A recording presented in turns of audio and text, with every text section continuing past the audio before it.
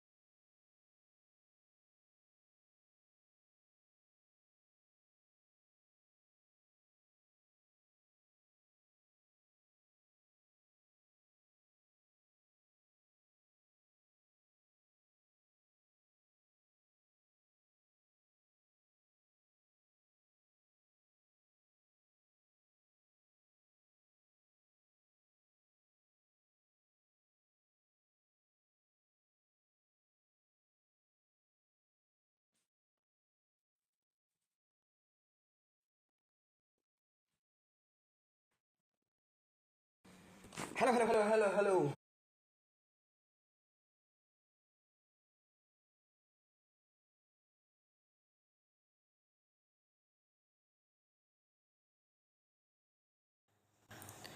तो भाई मैंने देख लिया है। I am clearly audible and visible to all of you. Hello class, तो कैसे हैं आप सभी लोग? स्वागत है आप सभी का एक और नई स्ट्रीम में, जिसमें आज हम लोग करने जा रहे हैं आपका एकमात्र बचा हुआ टॉपिक क्लास टेंथ के मैथ का, जो कि हम लोग कवर कर रहे हैं। और इस क्लास 10th के मैथ का एकमात्र बचा हुआ टॉपिक था, जो कि था स्टैटिस्टिक्स। इस स्टैटिस्टिक्स चैप्टर को मैं लेकर आ गया हूँ, इसकी पीपीटी भी मुझको मिल गई। तो इस स्टैटिस्टिक्स चैप्टर ये लास्ट चैप्टर है। बाकी दो तीन चीज़ें इसको स्टार्ट करने से पहले मैं आपको बता देना चाहता हूँ। दो तीन चीज़ें क्या क्या बता देना चाहता हूँ कि पहली बात तो हमारी ये है कि हम लोगों ने जो पॉलिनोमियल चैप्टर पढ़ा, इसके अंतर्गत जो हमने क्या पढ़ा, हमने जो पॉलिनोमियल चैप्टर पढ़ा, ठीक है। हमने इसमें क्या पढ़ा, हमने इसमें अगर आपको पता हो तो एक पॉलिनोमियल चैप्टर भी पढ़ा, ठीक है। एक पॉलिनोमियल चैप्टर पढ़ा। तो ये जो मैंने पॉलिनोमियल चैप्टर पढ़ा, पहली बात ये हमने क्लास 9th का पढ़ लिया है, ठीक है। हमने क्या किया है, हमने ये जो पॉलिनोमियल पढ़ा है ये क्लास 9th का पढ़ लिया है टॉपिक। कितने कौन सी क्लास का है ये? क्लास 9th का पढ़ लिया, ठीक है। क्लास 9th का पढ़ लिया टॉपिक ये पॉलिनोमियल। तो इसको ठीक करेंगे हम लोग, यानी क्लास 10th वाला टॉपिक भी लेकर मैं आऊँगा। तो मैथ वाले इस सीरीज़ में मेरा एक क्लास 10th वाला हमारा बच रहा है, उसको हम लोग करेंगे, पहली बात। और दूसरी बात हमारी क्या है, दूसरी बात मैं ये कहना चाहता हूँ कि अभी हमारी बची हुई है क्या, पॉलिनोमियल का हो गया एक। दूसरी बात और क्या कहना, हाँ, और दूसरी बात ये है कि हमारा ये जो स्टैटिस्टिक्स चैप्टर है, ठीक है, स्टैटिस्टिक्स चैप्टर, इसको हम दो तरीके से कवर करेंगे, ठीक है। पहले इसको मिटा देता हूँ। दूसरी बात यह है कि हमारा ये जो स्टैटिस्टिक्स चैप्टर है, स्टैटिस्टिक्स चैप्टर है, इस चैप्टर को मैं दो तरीके से कवर करूँगा, और आप लोग भी मेरे साथ दो ही तरीके से कवर करेंगे। पहला तो हम लोग अभी इसको कर ले रहे हैं, ठीक है। पहला हम लोग इसको क्या कर ले रहे हैं, अभी कर ले रहे हैं, लो, ठीक है। इसको अभी एक तो कर लेता हूँ, एक अभी हम लोग पीपीटी के माध्यम से कर लेंगे, और एक हम लोग इसका लेकर आएंगे, एक और हम लोग इसका लेकर आएंगे क्या, एक हम लोग इसका रिवीजन लेकर आएंगे। रिवीजन, शॉर्ट रिवीजन आप लोग कह सकते हैं, क्विक रिवीजन कह सकते हैं। तो एक इसका मैं क्विक रिवीजन भी लेकर आऊँगा, और उस क्विक रिवीजन के अंदर हम लोग क्या कर रहे होंगे, हम लोग इसके फार्मूले जो है इसके सारे के सारे, उन फार्मूलों को पढ़ेंगे, इसके क्लासिफिकेशंस को पढ़ेंगे, स्टैटिस्टिक्स, इन सब चीज़ों के बारे में हम लोग उस क्लास में पढ़ेंगे। और ज़्यादा ज़रूरी बात यह है कि उसको हम लोग ब्लैंक बोर्ड पर पढ़ेंगे, अपने खाली प्लेन बोर्ड पर पढ़ेंगे, ठीक है। उसको अपने हम खाली बोर्ड पर पढ़ेंगे, जैसा हम लोग कई सारे चैप्टर्स को पढ़ रखे हैं वैसा एक खाली बोर्ड।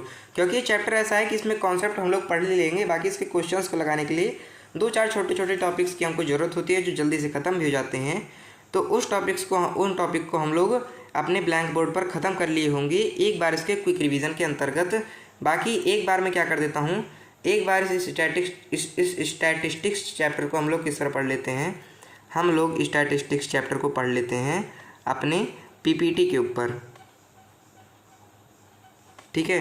एक बार अपनी पीपीटी के ऊपर इस स्टैटिस्टिक्स चैप्टर को पढ़ लेते हैं हम लोग, तो इस स्टैटिस्टिक्स चैप्टर में हम लोग क्या देखे थे, इसमें पहली बात तो सबसे ज़्यादा ज़रूरी बात और पहली बात भी यही है कि स्टैटिस्टिक्स है पहली बात तो ये। क्या मैंने एक भी बार अपने मुंह से कहा कि आइए स्टैटिक्स चैप्टर पढ़ लेते हैं? जी नहीं, मैंने ऐसे एक बार भी नहीं कहा। क्यों? क्योंकि भाई ये स्टैटिक्स चैप्टर है ही नहीं। फिर से अपनी एनसीईआरटी वाली किताब को अगर आप खोल कर देखेंगे तो आपको ये देखने को मिलेगा कि उन्होंने भी स्टैटिस्टिक्स ही लिख रखा है, लेकिन मैं और आप इतने जल्दबाजी में रहते हैं, इतने ज़्यादा जल्दबाजी में रहते हैं कि इसको स्टैटिस्टिक्स में स्टिक्स को ही भूल जाते हैं और हम केवल स्टैटिक्स बोलकर आगे बढ़ जाते हैं। तो ये स्टैटिक्स चैप्टर नहीं है, स्टैटिस्टिक्स चैप्टर है। ये एक पहली बात, सामान्य बात हमको जानने वाली है। अब हम लोग क्या कर लेते हैं, अब क्लास 10th के स्टैटिक्स चैप्टर को स्टार्ट कर लेते हैं, जिसमें पहली बात और बहुत इंपॉर्टेंट बात जो मैं हर बार बताते आया हूँ आपको, क्या कि ये आखिर ये स्टैटिक्स है क्या, व्हाट इज़ स्टैटिस्टिक्स। जैसा कि हमने ट्रिग्नोमेट्री हो और सारे चैप्टर हो, सब में हमने क्या किया था, सब में हमने ये जाना था कि आखिर उन चैप्टर का मतलब क्या है। तो वैसे यहाँ पर भी बता दूँ कि स्टैटिस्टिक्स का मतलब क्या है, इसको हम लोग जान लेते करें। स्टैटिस्टिक्स क्या है, इज़ द स्टडी ऑफ, ये क्या है, ये पढ़ाई है किस चीज़ की, कलेक्शन की। इंपॉर्टेंट चीज़ को इन्होंने भी हाईलाइट किया और मैं भी बता देता हूँ कि क्या है भाई, ये स्टडी है कलेक्शन की, ये पढ़ाई है ऑर्गेनाइजेशन की, एनालिसिस की, इंटरप्रिटेशन की, प्रेजेंटेशन की ऑफ डाटा। ठीक है, जो हमारे पास क्या है, हमारा जो डाटा है उसको हम किस तरह से उसको हम किस तरह से कलेक्ट करते हैं, उसको हम किस तरह से एक डिब्बे के अंदर बंद कर सकते हैं, उसको एक सूची के अंदर ला सकते हैं, इसकी पढ़ाई है। एक रॉ डाटा, ठीक है, डाटा जो है, ठीक है, हम लोग क्या पढ़ते हैं, हम लोग जो डाटा पढ़ते हैं, हम लोग डाटा दो तरह से पढ़ते हैं। एक डाटा में आपको एक बहुत ज़्यादा क्या मिलेगा, कॉमन टर्म मिलेगा, क्या कि भाई हमारे पास क्या है, कुछ रॉ डाटा है। ठीक है, हमारे पास क्या है, कुछ रॉ डाटा भी है। ठीक है, हमारे पास क्या रहता है, हमारे पास कुछ रॉ डाटा भी रहता है। तो इस रॉ डाटा को RAOW रहता है ना, RAOW रहता है। तो ये जो हमारे पास रॉ डाटा है, इस रॉ डाटा को हम ऑर्गेनाइज कैसे कर सकते हैं, इसकी पढ़ाई है स्टैटिस्टिक्स। ठीक है, और इस ऑर्गेनाइज डाटा को हम एनालाइज कैसे कर सकते हैं, इसकी पढ़ाई है स्टैटिस्टिक्स। ठीक है, और वैसे तो हम इस चैप्टर में हम लोग एनालाइज करते हैं, तो एनालाइज कैसे करते हैं, ये है स्टैटिस्टिक्स। इसका इंटरप्रिटेशन कैसे करते हैं, इसकी एक पढ़ाई है, और इसको प्रेजेंट कैसे करते हैं इस तरह से कि हमको नंबर मिल जाए स्टैटिस्टिक्स चैप्टर की तरफ से, उसकी पढ़ाई है स्टैटिस्टिक्स। समझ गए, किस चीज़ की, डाटा की। अब कह रहा है it deals with all aspects of this including the planning of data collection in terms of the design of surveys and experiment. कह रहा है अगर कोई भी एक्सपेरिमेंट हुए हैं, हमें कोई भी सर्वेज मिले हैं, तो उनकी डिज़ाइन को हम लोग किस तरह से कलेक्ट कर सकते हैं, उनका कलेक्शन कैसे कर सकते हैं हम लोग, किसमें, इन टर्म्स ऑफ कलेक्शन, का कलेक्शन कैसे कर सकते हैं ऑफ डाटा, उस डाटा की प्लानिंग को, जो प्लानिंग हुई है, यानी अगर कोई एक्सपेरिमेंट हुआ है, कोई सर्वे हुआ है, तो इसकी प्लानिंग की जो डाटा है, इसकी डिज़ाइन को हम लोग कैसे हम लोग एक कलेक्शन के टर्म में रख सकते हैं, इसकी जानकारी बताता है हमको स्टैटिस्टिक्स। ठीक है, अब आता है कि हमको इस डाटा को एनालाइज कैसे करना है। तो इससे पहले मैं आपको बता दूं कि हमको क्या करना पड़ेगा, हमको अपने क्लास 10th में इसको एनालाइज करने के लिए डाटा को हमें क्या पढ़नी है, हमें 3 चीज़ें पढ़नी है। क्या क्या पढ़नी है, 3 चीज़ें। एक तो हम पढ़ेंगे मीन, एक पढ़ेंगे मोड और एक पढ़ेंगे मीडियन। क्या क्या पढ़ेंगे भाई, बहुत कुछ पढ़ेंगे। क्या पढ़ेंगे, एक तो हम पढ़ेंगे मीन, एक हम लोग पढ़ेंगे मोड और एक हम लोग पढ़ रहे होंगे मीडियन। मीन, मोड और मीडियन, इन 3 चीज़ों की बात करेंगे। ठीक है, और तो वही चीज़ क्या करेंगे, इसमें सेंट्रल टेंडेंसी हम क्या पढ़ेंगे, मीन पढ़ेंगे, मोड पढ़ेंगे और मीडियन भी पढ़ेंगे। मीन, मीडियम, मोड, इसको इस तरीके क्रम में। तो अब इनको पढ़ना शुरू करते हैं और फिर अब क्या कर लेते हैं, इन सारी चीज़ों को पढ़ना शुरू कर देता हूँ। पहले आपको बता देता हूँ मीन क्या है। ठीक है, तो मीन क्या है, it is the sum of all observation divided by the number of observation, also known as arithmetic mean or average. ठीक है, मीन क्या है, ये क्या है, ये सम है। It is the sum of all observation divided by the number of observation, यानी हम अगर क्या करें, हम ऑल ऑब्जर्वेशन जो हमने सारी की सारी ऑब्जर्वेशन की हैं, इन सारी की सारी ऑब्जर्वेशन में से डिवाइड कर दें हम लोग क्या, हम नंबर ऑफ़ ऑब्जर्वेशन को कर दें, नंबर ऑफ़ ऑब्जर्वेशन को हम लोग क्या कर दें, अगर डिवाइड कर दे रहे हैं तब हम लोग कह पाएंगे कि हम लोग क्या कर रहे हैं, तब हम लोग इसका क्या निकाल रहे हैं, हम लोग एक क्या निकाल रहे हैं, मीन निकाल रहे हैं, हम लोग क्या निकाल रहे हैं, मीन निकाल रहे हैं। ठीक है, तो एक्चुअल में अगर इस फॉर्मूले को हम देखें तो हम इसको देखकर हम लोग क्या समझ सकते हैं, हम ये समझ सकते हैं कि भाई अगर मुझको जैसे दे रहा है कि भाई 2 + 3 प्लस इनका सम कर लेना, अगर हम क्या कर रहे हैं, अगर हम 2 + 3 + 5 + 4 प्लस कर रहे हैं और अपॉन में ये नंबर कितने हैं, 1 2 3 अपॉन में 4 कर दे रहा हूँ, समझ रहे हो। मतलब ये जो सम ऑफ ऑब्जर्वेशन जो हमको ऑब्जर्वेशन है, मान लीजिए 2 3 5 4 ऑब्जर्वेशन है, तो इसके सम से अगर हम इसके नंबर्स को हम डिवाइड कर दे रहे हैं, तब ये लोग कह रहे हैं कि आपको क्या मिल रहा है, तब ये कह रहे हैं कि हमको, ये तो एकदम खून कलर ले लिया मैंने है, ठीक है, तब हम लोग क्या कर पा रहे हैं, तब हम लोग इसकी मीन निकाल पा रहे हैं। तो अगर आप इसको देखें तो यही क्या ऐसा ही हम लोग एवरेज निकालते समय भी करते हैं, तो बिल्कुल हम लोग एवरेज निकालते समय भी ऐसा ही करते हैं, इसीलिए हम लोग कह सकते हैं कि इसको हम एवरेज भी कहते हैं, इसको हम लोग एरिथमेटिक मीन या एवरेज भी कह सकते हैं या कहते ही हैं।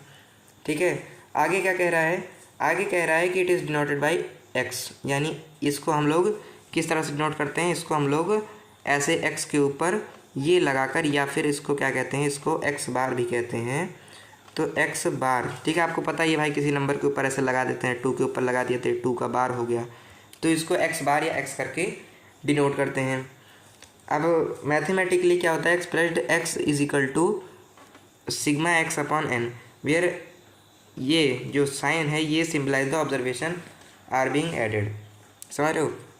मतलब अगर हम कहते हैं कि एक्स के ऊपर ये बार लगाकर हम कह दें कि अगर ये मीन है, तो हम लोग क्या कह सकते हैं, हम लोग कह सकते हैं ये सिग्मा एक्स, यानी हमने अगर ये ऑब्जर्वेशन यानी जो मीन है इसका सम, इसका सिग्मा अपॉन में नंबर ऑफ ऑब्जर्वेशन यानी एन।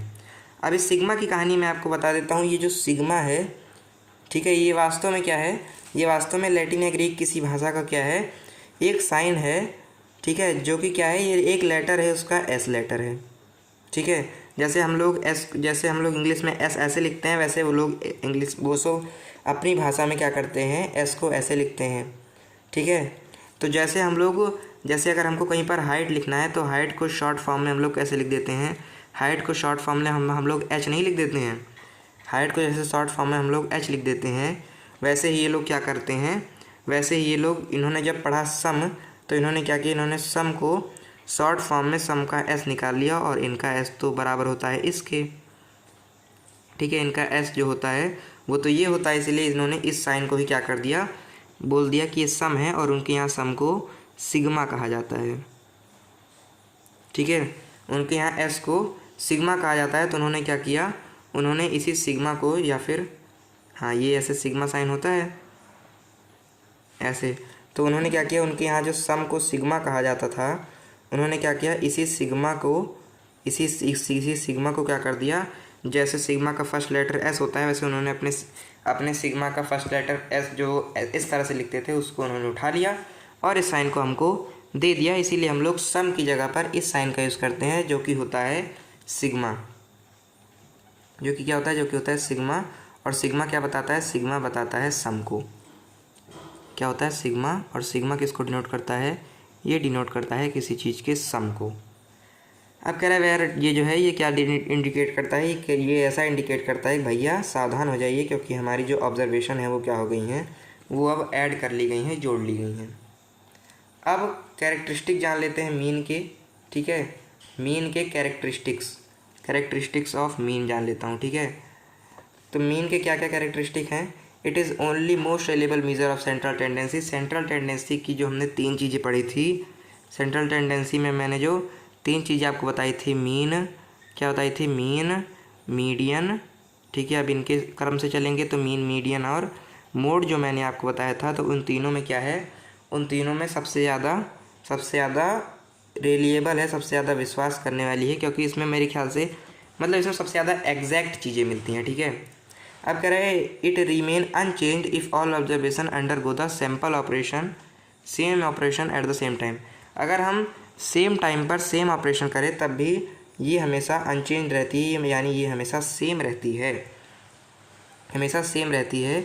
अगर सारी ऑब्जर्वेशन को हम लोग सेम टाइम पर करें तब भी अनचेंज रहेगी, बाकी मीडियन इतिहास हो सकता है बदल जाता हो। कह रहा है it gets affected by outliers that is extreme values. कह रहा है अगर वैल्यूज़ बढ़ेंगी घटेंगी मेरे ख्याल से तब ये क्या करेंगे, तब ये भी अफेक्ट हो जाता है, ये इसकी एक कैरेक्टरिस्टिक है। कह रहा है it reflect the magnitude of all observation. अगर आपको क्या पड़ता है, अगर आपको किसी चीज़ का मीन पता है तब आप उसकी एक एक ऑब्जर्वेशन के बारे में जान सकते हैं। अब कह रहा है कि a particular data set has only, क्या कह रहा है, a particular data set has only one mean. अगर एक पार्टिकुलर डाटा है, ठीक है, मतलब कह रहा है कि अगर हमारे पास एक ये डाटा है मान लो और एक मान लो ये डाटा है, तो ये दोनों डाटा का अलग अलग मीन होगा, ठीक है। इन दोनों का जो मीन है वो क्या होगा, इसका मीन अलग होगा और इसका मीन अलग होगा, ठीक है। जरूरी नहीं और दो डाटा का अगर कुछ भी चीज़ अलग है तो उनके मीन में थोड़ा सा का ही, लेकिन फिर भी एक अंतर तो होगा ही होगा। अब कह रहे हैं observation need not follow any numerical order. Observation need not follow any numerical order, जो इसकी ऑब्जर्वेशन की नीड है वो किसी भी न्यूमेरिकल ऑर्डर को फॉलो नहीं करती हैं, ठीक है। तो ये इसकी क्या है, ये इसकी 3-4 कैरेक्टरिस्टिक्स हैं। कौन कौन सी भाई, एक तो है कि ये बहुत रिलेबल मेज़र है मीन मोड मीडियन तीनों में। ये अनचेंज रहता है, अगर कुछ भी चीज़ ऑब्जर्वेशन अगर सेम टाइम पर सेम ऑब्जर्वेशन की जाए तो ये अनचेंज रहता है। ये अफेक्ट क्या, ये मतलब एक्सट्रीम वैल्यूज से अफेक्ट हो जाता है, और ये मैग्नीट्यूड क्या करता है, ये हर ऑब्जर्वेशन की मैग्नीट्यूड बताता है। और a particular data set has not only one mean, एक पार्टिकुलर डाटा की एक मीन होगी, अलग अलग नहीं होगी, मतलब अलग डाटा की एक मीन नहीं हो सकती है। और इसकी न्यूमेरिकल ऑर्डर के बारे में हम लोग जानते ही हैं। अब आ जाते हैं हम लोग मीडियन की तरफ, ठीक है। बाकी इसमें एक चीज़ आपको ध्यान देनी है भाई कि एनसीईआरटी इसमें मैं भर के लेकर आया हूँ आपके लिए, ठीक है। तो अगर आपको एनसीईआरटी से ज़्यादा लगाव है तो यहाँ पर बैठे रहिए, क्योंकि हम लोग एनसीईआरटी को थोड़ा सा, चाहे मैं आपको दिखा भी दूँ, ये देखो मीन मोड मीडियन हो जाएगा, इसके बाद फिर इसके थोड़े उसको जानने के बाद ये देखो स्टार्ट एग्जाम्पल 1 एनसीईआरटी देख रहे हो, सब एनसीईआरटी है ना, सब के सब मैं क्या लेकर आया हूँ आपके लिए, एनसीईआरटी ही लेकर आया हूँ। तो अब मैंने क्या कर लिया है, अब मैंने मीन की कैरेक्टरिस्टिक को जान लिया। अब हम लोग मीडियन के बारे में जानते हैं। तो मीडियन क्या है भाई, it is the centre most observation when there are odd number of observation while it is the mean of centre most value when even number observation available. Conditionally the observation are arranged in numerical order that is either increase or decrease. कह रहा है अगर आपके पास क्या है, अगर आपके पास मान लो एक ऑब्जर्वेशन है जिसमें क्या आ रहा है, 2 आ रहा है, 3 आ रहा है, 5 आ रहा है, 7 आ रहा है, 9 आ रहा है, 8 आ रहा है, 4 आ रहा है, 1 आ रहा है। अब इसमें जो सेंटर मोस्ट है, इसमें जो सबसे बीच में सबसे ज़्यादा है, मान लीजिए 9 है, तो ये 9 क्या है, ये 9, इसी 9 को निकालने की जो तरीका है उसी को हम लोग मीडियन कह सकते हैं, ठीक है। ऑब्जर्वेशन दैट आप कह रहा है ऑड नंबर है, odd number of observation while it is the mean centre most value. अगर ऑड नंबर ऑफ ऑब्जर्वेशन है तो क्या है, इसकी सेंटर मोस्ट वैल्यू को हम लोग मीडियन कहेंगे। और even number of observation are available conditionally the observation are arranged in numerical order. और ये जो हमारी ऑब्जर्वेशन है क्या रहती हैं, ये न्यूमेरिकल ऑर्डर, ये नंबर्स के ऑर्डर में रहती हैं, मतलब इनका ऑर्डर जो रहता है वो एक नंबर न्यूमेरिकल फॉर्म में रहता है। ऐसे ही मीडियन की कैरेक्टरिस्टिक्स को जान लेते हैं। कह रहा है पहली चीज़ क्या कि it is the middle value, average of middle values of the seat of data values. अगर आपके पास क्या है, आपके पास डाटा वैल्यूज़ का सेट है तो उसमें क्या है, उसमें ये मिडिल वैल्यू देती है, यानी एक एवरेज वैल्यू देती है सारे के सारे डाटा का, उन सारी वैल्यूज़ का। It remains unchange if all observation undergo same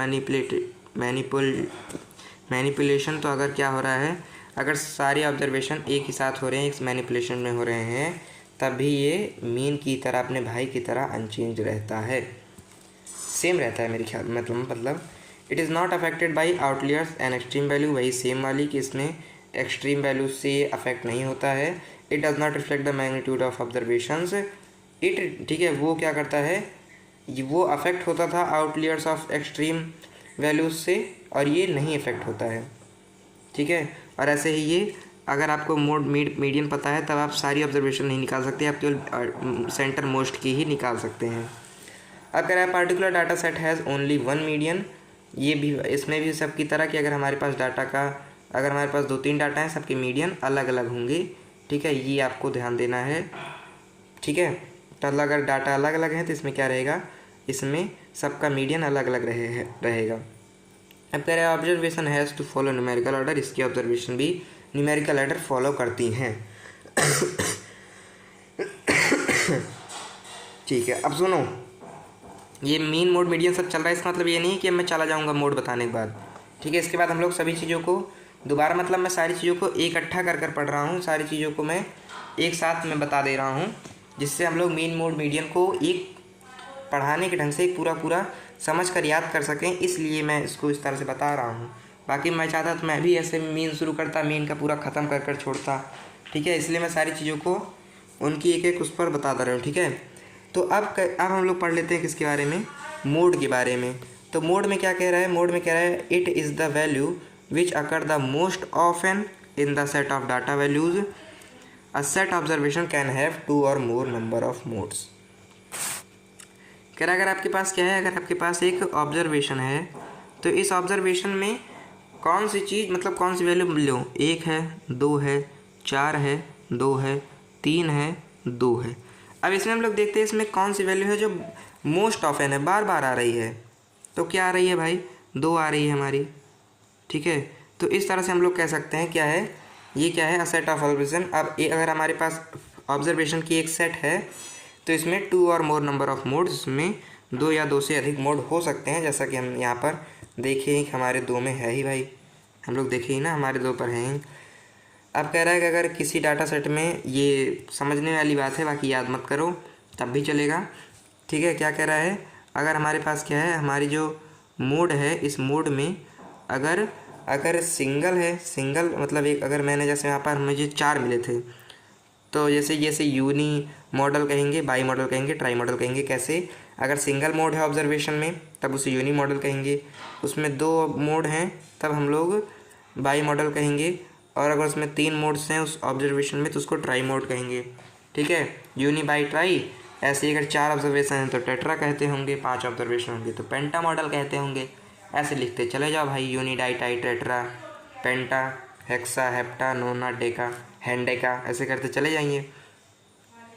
अब कह रहे कैरेक्टरिस्टिक ऑफ मूड, अब जैसे हमने सबकी कैरेक्टरिस्टिक जाने वैसे मूड की भी कैरेक्टरिस्टिक्स को जान लेते हैं। कह रहा है कि it is the most frequent value of observation that is observation possessing maximum frequency. कह रहा है जो हमारी ऑब्जर्वेशन होती है उसमें क्या होती है, उसमें ये मोस्ट फ्रीक्वेंट होती है, बार बार आने वाली वैल्यू होती है, और इसकी क्या होती है, मैक्सिमम फ्रीक्वेंसी होती है, इसकी फ्रीक्वेंसी बहुत ही ज़्यादा होती है। कह रहा है it changes with change in observation, अगर ऑब्जर्वेशन बदलती जाएगी तो ये भी बदलता जाएगा, ये भी चेंज होता जाएगा। कह रहा है it is not affected by outlier, ये भी अपने भाई मीडियन की तरह क्या करता है, अफेक्ट नहीं करता है किससे, एक्सट्रीम वैल्यूज से। अब कह रहे हैं it does not reflect the magnitude of all observation, ये भी किसकी तरह, मीडियन की तरह क्या नहीं करता, मीडियन की तरह ये अफेक्ट नहीं करता किसको, मैग्नीट्यूड ऑफ ऑल ऑब्जर्वेशन। अब मतलब अगर आपको मोड पता है तब भी आप सारी ऑब्जर्वेशन के बारे में नहीं जान सकते हैं। अब कह रहा है पार्टिकुलर डाटा सेट में है 2 और, हाँ ये इसके लिए इसकी खुद की प्राइवेट चीज़ इसकी यही है क्या, कि आप पार्टिकुलर डाटा सेट में हैव 2 और मोर मोड्स। अगर हमारे पास क्या है, हमारे पास एक पार्टिकुलर डाटा सेट है तो उसमें क्या हो सकते हैं, उसमें 2 और मोर मोड्स हो सकते हैं। यानी अगर आपके पास एक डाटा है तो उसमें 1 मोड भी हो सकता है, 2 मोड भी हो सकता है, 3 मोड भी हो सकता है, जिसको हम लोग यहाँ पर पढ़ते ही है भाई इसमें ऊपर वाले में, unimodal bi trimodal में, ठीक है। अब क्या करते हैं, अब मुझको पता है, आपको पता है, सबको पता है कि हमको इसमें जो इस बार हमको जो मीन निकालना रहेगा ग्रुप डाटा का, इस मीन को निकालने के लिए क्या रहेंगे, इस मीन को निकालने के 3 तरीके रहेंगे, 3 मेथड्स रहेंगे जो आपकी एनसीईआरटी दिल खोल के आपको बताती है। क्या बताती है, तीन बताती है, 3। एक तो आपको बताता है एज्यूम्ड मीन मेथड, क्या आपको बताती है, एक तो आपको अज्यूम्ड मीन मेथड बताती है, क्या बताती है, एक तो अज्यूम्ड मीन मेथड बताती है, एक एक नहीं, एज्यूम्ड मीन मेथड बताती है, लेकिन इससे पहले आपको डायरेक्ट मेथड बताती है। और अगर आप चाहें तो क्या कर सकते हैं, आप सारे के सारे एनसीईआरटी के मतलब सवालों को डायरेक्ट मेथड से लगा सकते हैं। और हम लोग क्या कर सकते हैं, और हम लोग स्टेप डेविएशन मेथड भी हमको बताती है, ये स्टेप डेविएशन मेथड के बारे में भी बताती है। तो assumed mean method, direct method और स्टेप डेविएशन मेथड के बारे में हमको, इन तीनों मेथड्स के बारे में हमको मीन के अंदर पढ़ना है। मीन के तीनों के तीनों क्या हैं, मेथड्स हैं। ठीक है, ये तीनों मेथड्स हैं। डायरेक्ट मेथड, इन तीनों मेथड मतलब जैसे जैसे आप जैसे डायरेक्ट मेथड पढ़ेंगे तो डायरेक्ट मेथड पढ़ेंगे तो वो मेथड है, उससे आप सारे सारे सवालों को लगा सकते हैं। उसके बाद फिर आप अज्यूम्ड मीन मेथड पढ़ेंगे तो वो डायरेक्ट मेथड से थोड़ा आसान है। फिर स्टेप डेविएशन मेथड पढ़ेंगे तो अज्यूम्ड मीन से थोड़ा आसान है। तो जैसे जैसे आसानी की और सिंप्लिसिटी की ओर बढ़ते जाते हैं, वैसे वैसे हमारे सारे के सारे क्या होते हैं, ये हमारे सारे के सारे मेथड भी आते जाते हैं। तो एक मुझको पढ़ना है डायरेक्ट मेथड, एक हमको पढ़ना है अज्यूम्ड मीन मेथड, और हमको एक पढ़ना है स्टेप डेविएशन मेथड। तो इन तीनों मेथड्स को हमको पढ़ना है। अब मीन में, ठीक है, अभी मीन का हमको एक क्या दे दिया है, मीन का हमको एक वो दे दिया है, एक बढ़िया सा चार्ट दे दिया है, एक बढ़िया सा मुझको एक क्या दे दिया, क्या कहूँ भाई, मुझको क्या दे दिया इन्होंने हमको एक समरी सी दे दी है। कह रहा है कि ये इसको पढ़ लेंगे तो आप क्या कर लेंगे, ये एक पन्ने में आपका पूरा मीन का तामझाम सेट है। क्या कह रहा है, कह रहा है मीन क्या होता है, mean is the average of numbers a calculated central value of set of number. अगर आपके पास कोई नंबर का सेट है तो उसमें आप क्या करते हैं, उसमें उसका जो एवरेज आप कह सकते हैं उसको, और उसमें जो क्या है, उसकी जो बीच की वैल्यू, उसकी मतलब जो टोटल आपके ऑब्जर्वेशन की जो एवरेज वैल्यू है उसको आप क्या कह सकते हैं, मीन कह सकते हैं। अब कह रहा है मीन को करने के 3 मेथड होते हैं, direct method, assumed mean method और स्टेप डेविएशन मेथड। ठीक है, जिसको करने के लिए हम क्या करते हैं, जिसको करने के लिए हम लोग ये 3 फार्मूला का यूज़ करते हैं। एक हम लोग करते हैं ये एक्स के ऊपर बार मतलब मीन होता है, ये तीनों चीज़ें मुझको पता है। उसके बाद हम लोग क्या करते हैं, sigma F I x I upon में क्या करते हैं हम लोग, sigma F I x I upon में सिग्मा एफ आई रूल का यूज़ करता हूँ। ठीक है, जिसमें एफ एक्स आई ये सारी चीज़ आपको पता ही है। ऐसे ही अज्यूम्ड मीन मेथड में हम लोग क्या करते हैं, अज्यूम्ड मीन मेथड में हम लोग सिग्मा एफ आई के साथ डी आई लगा देते हैं, और यहाँ पर ये ए का यूज़ करते हैं, जिसमें ए का मतलब क्या होता है, ए का मतलब ही होता है अज्यूम्ड मीन। इसमें ए हमारा रहता है, देख रहे हैं कैसे कैसे जुड़ता चला है ना, जैसे एफ आई एक्स आई है तो ये इसके अंदर आ गया है, ऐसे ही इसमें ए है तो इसका ए इसके अंदर आ गया। तीनों चीज़ जैसे जैसे फॉर्मूले के अंदर पिछली वाली चीज़ जुड़ती जाएगी, ऐसे ऐसे वो इजी भी होता जाएगा। इसमें भी ए का मतलब क्या है, इसमें भी ए का मतलब अज्यूम्ड मीन है, और यहाँ पर एच का मतलब है जो स्टेप डेविएशन के लिए हमने स्टेप जितना आगे पीछे लिए रहते हैं। ठीक है, और इसमें यू हो जाता है आई की जगह। ये 3 मेथड 3 फॉर्मूले हो जाते हैं। अब तीनों मेथड को हम लोग एकदम बारीकी से जान लेते हैं। क्या कह रहा है, एक है हमारा डायरेक्ट मेथड, कह रहा है calculation mean by following this steps. अब हम लोग डायरेक्ट मेथड से अगर हमको मीन को कैलकुलेट करना है तो इन स्टेप को हम लोग लेंगे। Arrange the data in increasing order, data को इंक्रीज ऑर्डर में रखेंगे। परेशान मत होइए, इनके टेबल्स भी नीचे दे रखे हैं, ये देखो, ये क्वेश्चन दिया रहेगा, इसका हम लोग ऐसे सोल्यूशन निकाल रहे होंगे। ठीक है, हाँ एनसीईआरटी के हैं सारे, एनसीईआरटी के। कह रहा है कि इसके अंदर क्या रहता है, हम क्या करते हैं, पहले अपने डाटा को अरेंज करते हैं, किसके अंदर, हम लोग अपने डाटा को अरेंज करते हैं इंक्रीजिंग ऑर्डर में। डाटा को हम लोग इंक्रीजिंग ऑर्डर में अरेंज करते हैं। Calculate the range of data, क्या करते हैं, calculate the range of data and then divided the class interval same class size. Calculate the range of data, data की रेंज को कैलकुलेट करते हैं और डिवाइड कर देते हैं इनको क्लास इंटरवल में सेम साइज। जैसे क्लास इंटरवल आपको पता है, जैसे लो भाई बना दिया आपके लिए टेबल, तो एक टेबल में इसको रख लेंगे। अब उसके बाद क्या करेंगे, इसका एक क्लास साइज बना लेंगे। क्या कर देंगे, क्लास साइज सी एस बना लेंगे। क्लास साइज, तो क्लास साइज के अंदर क्या रहेगा, इसके अंदर ऐसे 5 से 10 हो गया, 10 से 15 हो गया, समझ रहे हो। तो ये जो 5 से 10 मैंने लिखा, ये क्या है, ये 5 से 10 जो मैंने लिखा यही हमारा क्लास, इसी को आप लोग क्लास इंटरवल कहते हैं। ठीक है, क्लास इंटरवल कहते हैं। और इसके बीच में जो डिफरेंस होता है, ठीक है, इसको मैं चाहे बता ही देता हूँ आपको अच्छे से। ठीक है, जैसे लो मैंने क्या लिखा, मैंने लिखा ए से बी लिखा, ए से बी लिखा। तब ये जो ए से लेकर बी तक है ये क्या है, ये हमारा क्लास इंटरवल है। ये हमारा क्या है, ये हमारा क्लास इंटरवल है, क्लास इंटरवल। सी एस लिख देता हूँ लो, ठीक है, क्या लिख देता हूँ, सी एस। ये हमारा क्या है, ये हमारा क्लास इंटरवल है। अब इसमें एक और टॉपिक आता है क्या, क्लास साइज का, वो भी सी एस ही होता है, इसलिए दोबारा से क्या लिखूँगा, सी, दोबारा से सी एस नहीं लिखूँगा, क्लास लिखकर सी लिखकर साइज लिख दूँगा। हाँ, उसके बाद हम लोग क्या लिख देंगे उसको, उसके बाद हम लोग साइज लिख देंगे, साइज। साइज क्लास की साइज होती है, सी की साइज।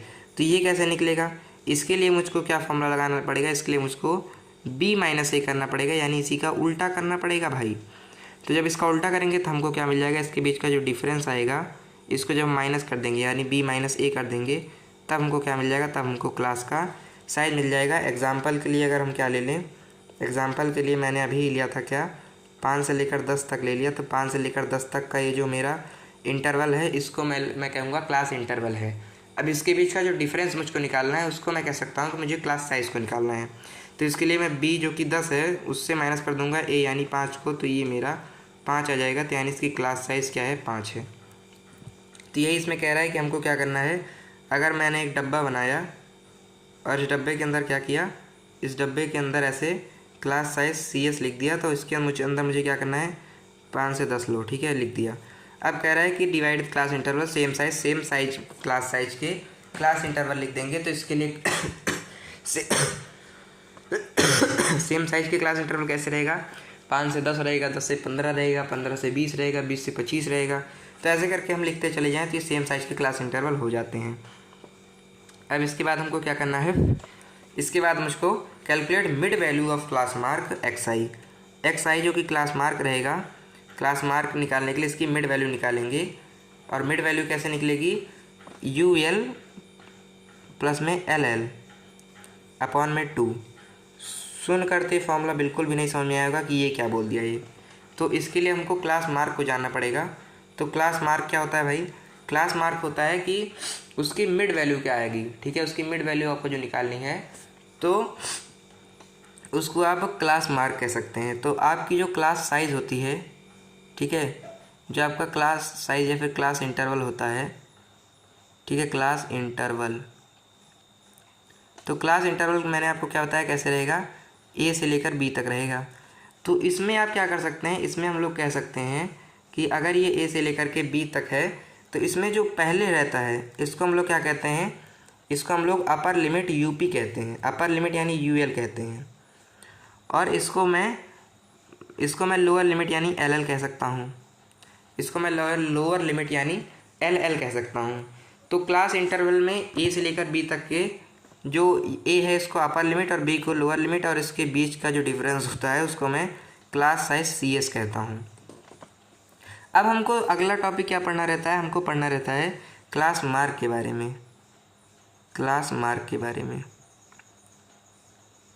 तो अगर हम इसको क्लास मार्क पढ़ना है तब मुझे क्या करना पड़ेगा, तब क्लास मार्क का फॉर्मूला निकालना पड़ेगा। तो क्लास मार्क का फॉर्मूला क्या रहता है, क्लास मार्क का फॉर्मूला रहता है upper lower limit minus upper limit, नहीं, upper limit plus lower limit upon 2 कर सकता हूँ। क्या कह सकता हूँ, अपर लिमिट में अगर मैं लोअर लिमिट जोड़ दूँ और इसका डिवाइड कर दूँ 2 से, तब मैं क्या कर सकता हूँ, तब मैं कह सकता हूँ मैंने क्लास मार्क निकाल लिया। तो अगर आप ध्यान से देखें तो क्या आप फिर से एवरेज ही निकाल रहे हैं, क्योंकि ऑब्जर्वेशन में एक तो हो गया आपका फर्स्ट ऑब्जर्वेशन, दूसरा हो गया दूसरा ऑब्जर्वेशन, इन दोनों को जोड़कर इनका नंबर कितने हैं, 1 है 2 है, तो आपने 2 से डिवाइड कर दिया। तो वास्तव में अगर हम एवरेज निकाल लें तो हम क्या कर दें, तब हम लोग क्या कर रहे होंगे, तब हम लोग वास्तव में अपर लिमिट में लोअर लिमिट जोड़कर उसका डिवाइड कर रहे होंगे 2 से। तो यानी आपकी बुक में जैसे लिख रखा है वैसे लिखता हूँ, इसका करके ऐसे इन्होंने लिख रखा है, 2 को डायरेक्ट किया है 1/2 से, मल्टीप्लाई नहीं किया है भाई, ये तुम्हारे PPT वाले लिख रहे हैं, ठीक है। तो NCERT में ऐसे लिख रखा है। अब कह रहा है calculate the product of each XI with corresponding frequency F1 and name it as XI/FI। अब हमारी जो क्या है, अब हमने जो XI निकाला था यानी जो अब क्लास मार्क, ठीक है, हमने जो क्या किया है, हमने जो क्लास मार्क निकाला है XI निकाला है, इस XI से मल्टीप्लाई कर दूंगा किससे, इस एक्स आई का मल्टीप्लिकेशन कर दूंगा जब मैं एफ आई यानी फ्रीक्वेंसी से, इसका जब मैं मल्टीप्लिकेशन कर दूंगा फ्रीक्वेंसी से, तब मैं वास्तव में एक्स आई का मल्टीप्लिकेशन कर दूंगा एफ से, एफ आई से, तब वास्तव में क्या मैं एक्स आई एफ आई नहीं निकाल लूँगा? तो जी हाँ, मैंने एक्स आई एफ आई निकाल लिया। अब कह रहा है calculate the sum of all X I F I. अब कह रहा है कि calculate the sum of all F I's and F I X I's. तो जैसे एक का निकाला, यानी टेबल में एक, जो जैसे अभी तक मैं क्या कर रहा था, अभी तक मैं, चलो मैं इसको पूरा बता देता हूँ, ठीक है। तो ये क्या कहे थे अभी तक, इन्होंने कहा कि लो भाई, अपने भाई की खुशी के लिए एक टेबल बना लो। इस टेबल में क्या कर लो, इस टेबल में ऐसे एक बड़ा डिब्बा बना लो खाने का। तो ये क्या लिख लो, एक लिख लो क्लास साइज़ को, क्या लिख लो, क्लास के साइज़ को लिख लो। उसके बाद क्या लिख लो, उसके बाद फिर फ्रीक्वेंसी को लिख लो एफ आई। उसके बाद क्या कर लो, उसके बाद फिर क्लास मार्क को लिखो एक्स आई, ठीक है। और उसके बाद फिर सिग्मा एफ आई एक्स आई निकाल लो। समझ गए? ऐसे ही होता भी है सच में। तो इसको हम लोग अब आगे कैसे लगाएंगे, इसको लगाने के लिए एक तो क्लास मार्क ले लिया, लोग 5 से 10 ले लिया, 5 से 10। अब 5 से 10 के लिए मान लो 2 है। अब एक्स आई क्या हो जाएगा, एक्स आई हो जाएगा क्लास मार्क। तो क्लास मार्क कैसे निकलेगा, 10 + 5 ना, 5 5 10, 15/2/5 यानी 7.5 आ जाएगा। नहीं पता चला? अरे अपर लिमिट है 5 प्लस लोअर लिमिट है 10, लोअर लिमिट है 10। इसका मैंने डिवीज़न कर दिया, किससे डिवाइड कर दिया, इसको मैंने 2 से। तो 5 10 15 हो गया, और 15 का डिवाइड कर दिया जब 2 से, तब क्या आ गया, तब 7.5 आ गया। समझ गए? तो क्या कर दूं, अगर मैं इसी 7.5 हो गया, अभी 7.5 का अगर मल्टीप्लिकेशन कर दूं 2 से, तो कितना हो जाएगा, तब ये हो जाएगा कितना, 15 15 हो जाएगा। कितना हो जाएगा, वापस से 15 हो जाएगा। तो इस तरह से मैंने निकाल लिया एफ आई एक्स आई। अब इसी तरह से भाई कई सारी क्लास, इस तरह से कई सारे वो दिए रहेंगे ना, इस तरह से कई सारे क्लास साइज़ दिए रहेंगे ना, तब इन सारे क्लास साइज़ को इसी तरह से यूज़ कर हम लोग यहाँ पर कई सारी चीज़ें निकाल लेंगे। तो इसी तरह से निकाल लेंगे, और निकालने के बाद हम लोग क्या करेंगे, जब इनको हम लोग जोड़ लेंगे, यहाँ पर जो हमारा एफ आई, यहाँ पर जो हमारा एफ आई एक्स आई निकला रहेगा, इसको जोड़ लेंगे, और इधर जो हमारा एफ आई रहेगा, इसको जब हम लोग जोड़ लेंगे, तो ये मुझको एक एफ आई का सम मिल जाएगा, एक मुझको एफ आई एक्स आई का सम मिल जाएगा। तो उसी को इस तरह से सिग्मा, उसी को अपने फॉर्मूले में पुट कर देंगे। तो जो हमारा सिग्मा एफ आई एक्स आई का सम आया रहेगा जो हमारा सिग्मा एफ आई एक्स आई का सम आया रहेगा, उससे मैं डिवाइड कर दूंगा किसको, उससे मैं डिवाइड कर दूंगा एफ आई को, तब मैं फाइंड कर लूँगा अपने मीन को। तो ये मैंने बहुत डिटेल में अच्छे से बता दिया।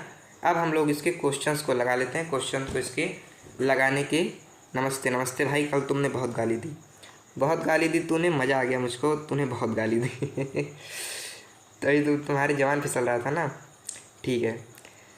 तो वीडियो रुक जा रहा है, वीडियो रुक जा रहा होगा मेरे ख्याल से नेटवर्क के कारण मेरे भाई, वीडियो नेटवर्क के कारण थोड़ा सा रुक रहा होगा।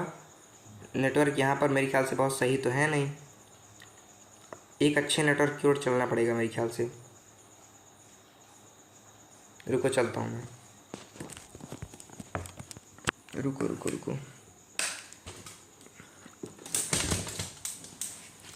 चलता हूँ, एक अच्छे नेटवर्क की ओर चलते हैं। तब तक हाल चाल बता दो अपने,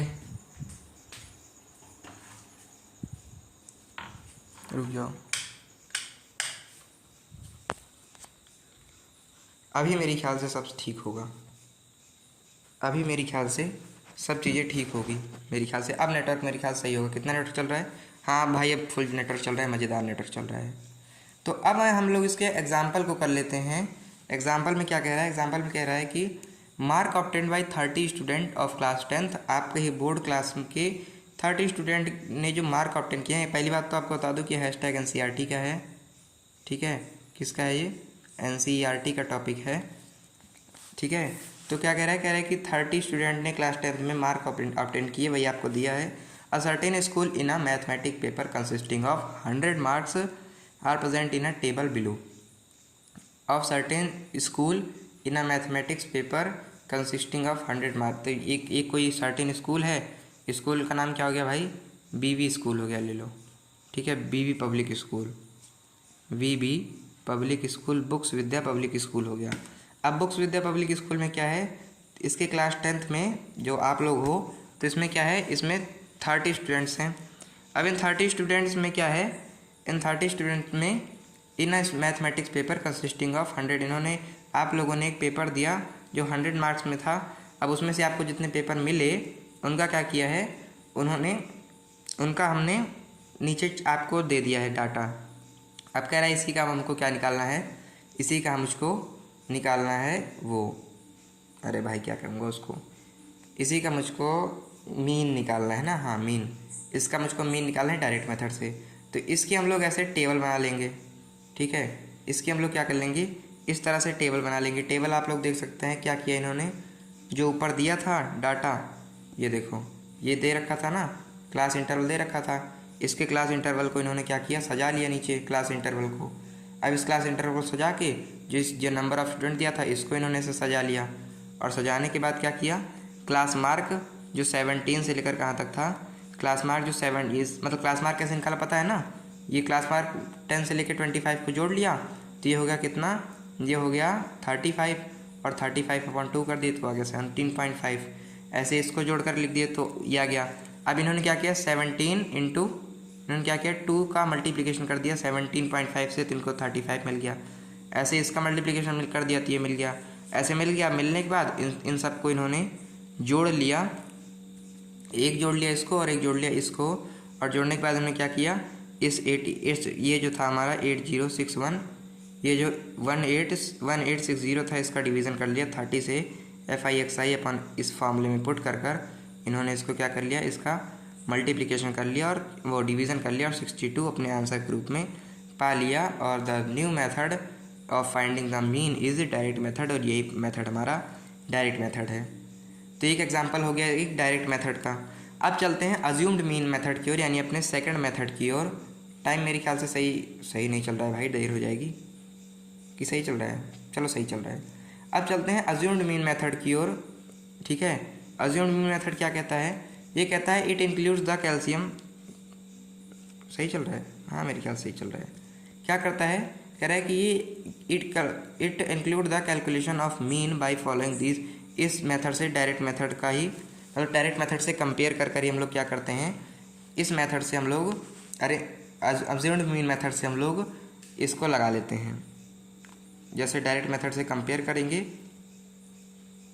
हाँ आप सही चल रहा है, हाँ तो डायरेक्ट मेथड से इसको कंपेयर कर लेंगे, और कंपेयर करने के बाद हम लोग, हाँ डायरेक्ट मेथड से इसको कंपेयर कर लेंगे, और कंपेयर कर लेने के बाद क्या हो रहा है हट जा, हाँ तो इससे कंपेयर करने के बाद हम लोग डाटा अरेंज कर लेंगे। सबसे पहले तो इंक्रीजिंग ऑर्डर में calculate the range of data then divided into class interval of class same class size, जैसे मैंने बताया था वैसे कर लेंगे।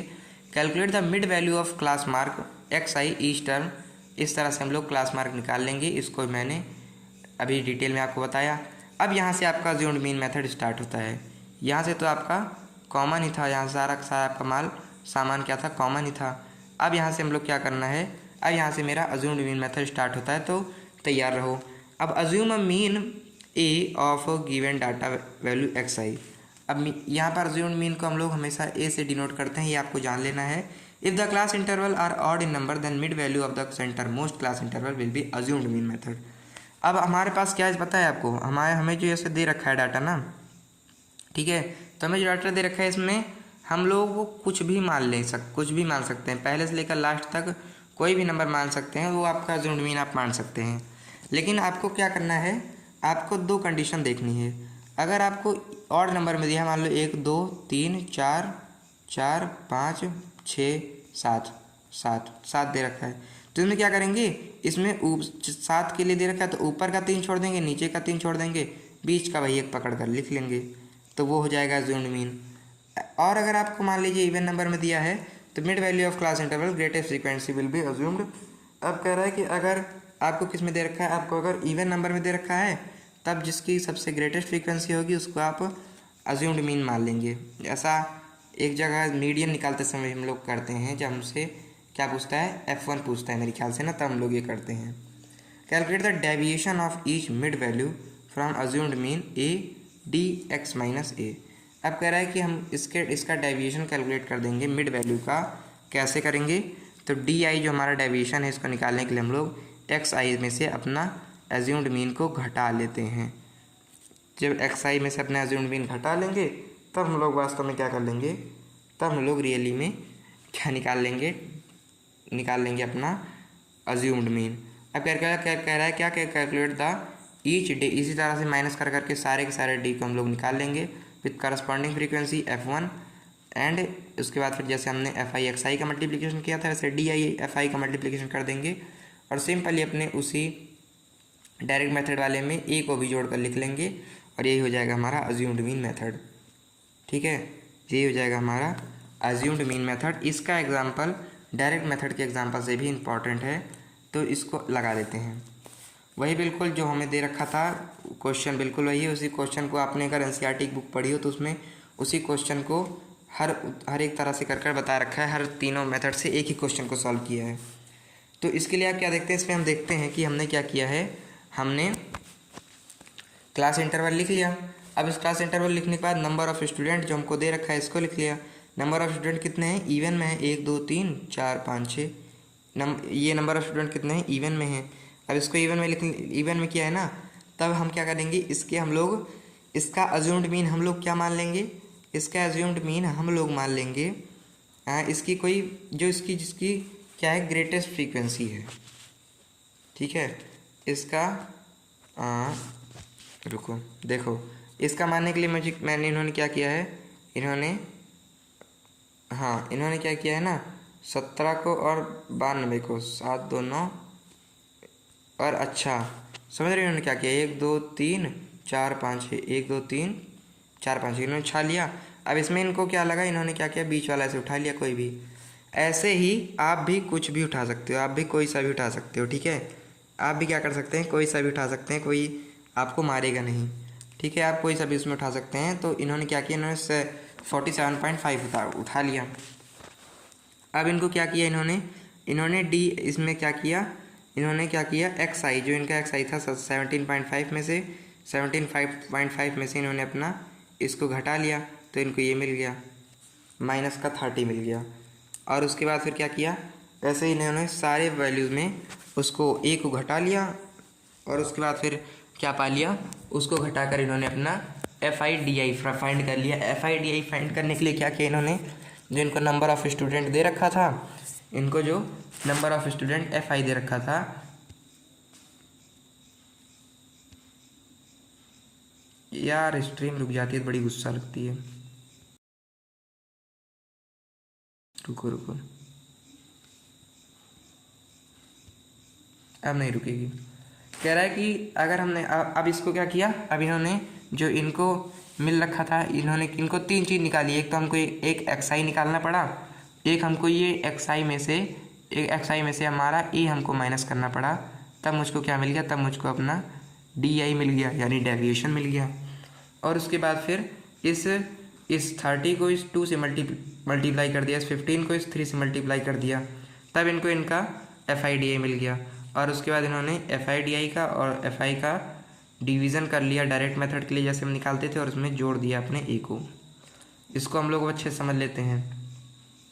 तो हमारे पास क्या है, अगर हमारे पास ऐसी ही एक टेबल है, ठीक है, ऐसे ही मेरे पास एक टेबल है, तो इसमें हम लोग क्या करेंगे, इसमें हम लोग कुछ तामझाम करेंगे। एक तो हम लोग क्लास इंटरवल को जो ले लेंगे, और क्लास इंटरवल को लेने के बाद हम लोग फ्रीक्वेंसी को ले लेंगे, सिग्मा एफ आई को ले लेंगे, और उसके बाद फिर हम लोग क्या करेंगे, क्लास साइज़ को निकाल लेंगे, क्लास मार्क को निकाल लेंगे। और उसके बाद फिर हम लोग क्लास मार्क के ही बीच से कोई सा निकाल लेंगे, क्लास मार्क के बीच में से ही कोई एज्यूम निकाल लेंगे, या कोई सा भी क्लास साइज से क्लास मार्क से निकाल लेंगे, तो आपका एज्यूम्ड मीन हो जाएगा। तो क्लास के बीच से निकाल लेंगे। अब इसके बाद हमें इसका डेविएशन निकालना होगा। तो डेविएशन निकालने के लिए हम क्या करेंगे, डेविएशन निकालने के लिए जो हमारा क्लास मार्क में जो हमारी कोई वैल्यू है, मान लीजिए वैल्यू बी है, तो इस बी वैल्यू से क्या करेंगे, इस बी वैल्यू से हम लोग हमने जो अज्यूम्ड मीन निकाला था उसको माइनस कर देंगे।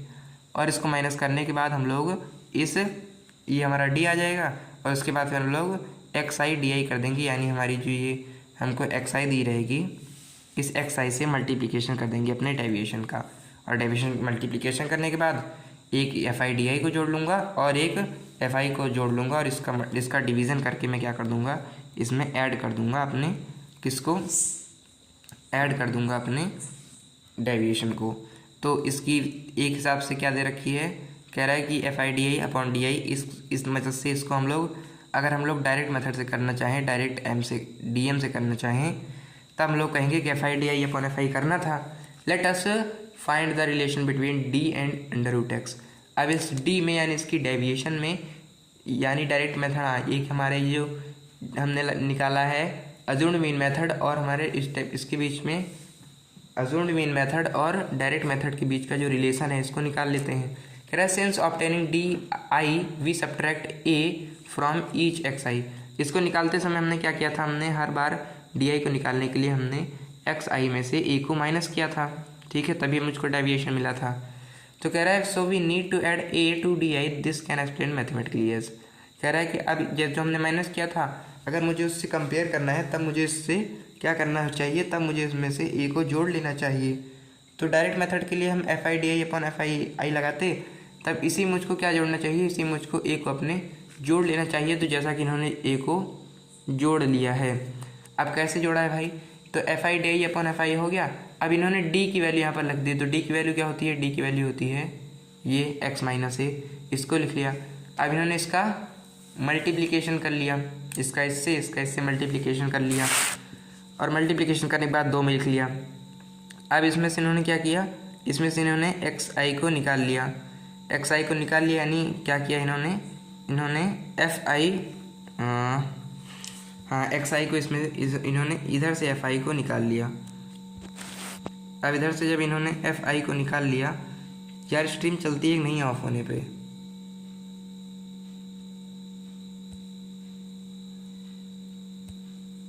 स्ट्रीम चलती है नहीं ऑफ होने पे, देख लो अगर चल रही हो लाइव तो बताओ, वरना मैं कोई व्यवस्था करूँ इसकी।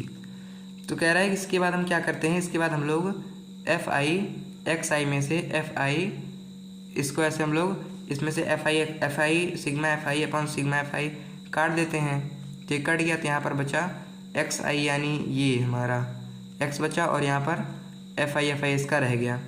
तो यहाँ से भी अब हम लोग एफ आई को काट देंगे, तो एक्स माइनस ए बचता है, और एक्स माइनस ए जो एक्स है इन्होंने क्या किया, अब इन्होंने ये इनका डी के बराबर था, तब इन्होंने इसी को आगे क्या कर दिया, इस जो ये इसका माइनस का डी था इसको यहाँ पर लाकर प्लस का डी कर दिया। तो ये क्या हो गया, ए प्लस का डी हो गया, तो एक्स इक्वल टू ये डी हो गया। और इन्होंने फिर से यहाँ पर क्या कर दिया, इन्होंने फिर से यहाँ पर अपने डी की वैल्यू रख दी जो हमने यहाँ पर निकाली थी। तो F I D I upon में एफ आई, तो यहाँ से इनको, ये वैसे आपसे पूछा नहीं जाएगा इसलिए मैं ज़्यादा ध्यान से नहीं बता रहा हूँ। तो इसीलिए इस बार के नीचे एक्स आई किसके बराबर हो जाएगा, a plus f I D I upon F i के बराबर हो जाएगा।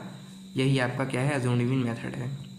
इसको हम लोग अगर उसमें पुट कर दें तो हम क्या कर देंगे, इस अपने अज्यूम्ड मीन मेथड में से F I D I upon F I को ऐड कर देंगे, तब मुझको 62 मिल जाएगा मेरा अज्यूम्ड मीन, जैसा मुझको उसमें भी मिला था। अब बात आती है स्टेप डेविएशन मेथड की, और मेरे ख्याल से अभी बचा है, ठीक है। अब बात आती है स्टेप डेविएशन मेथड की।